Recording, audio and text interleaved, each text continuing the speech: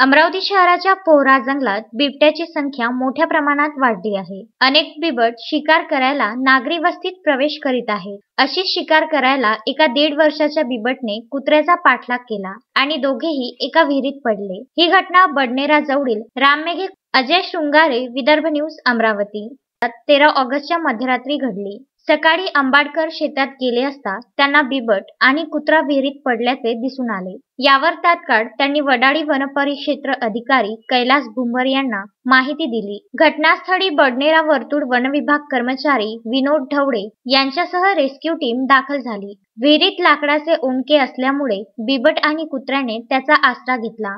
यातच विहिरीत बिबटने कुत्र्याच्या कानाला चावा घेतला होता। रेस्क्यू वनविभाग टीमने विहिरीत पिंजरा टाकून दोघांनाही सुखरूप बाहेर काढले। बिबटची माहिती शहरात पसरताच शेकडो नागरिकांनी धाव घेतली। बिबटला वडाळी बांबू गार्डन आणून डॉक्टरांना पाचारण करून औषधोपचार करून जंगलात सोडण्यात आले। रेस्क्यू टीम मध्ये वडाळी वनपरिक्षेत्र अधिकारी कैलास भुंबर, वनपाल विनोद ढवळे, वन अधिकारी सचिन नवरे, अमोल गावनेर, फिरोज खान, सतीश उमक, मनोज ठाकूर, सूरज भांबुरकर, अविनाश मते आदींनी सहभाग घेतला। सकाळी 8-8:30 वाजताच्या दरम्यान राममेघे इंजिनिअरिंग कॉलेज जवळ श्री अंबाडकर यांच्या शेतामध्ये विहिरीत बिबट्या पडल्याबाबत आम्हाला माहिती मिळाली।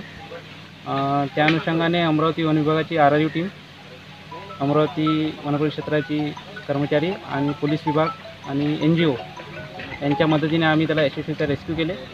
त्याची इथे वैद्यकीय तपासणी करून त्यावर पुढील योग्य ती कारवाई करण्यात येईल। अजय शृंगारे, विदर्भ न्यूज, अमरावती।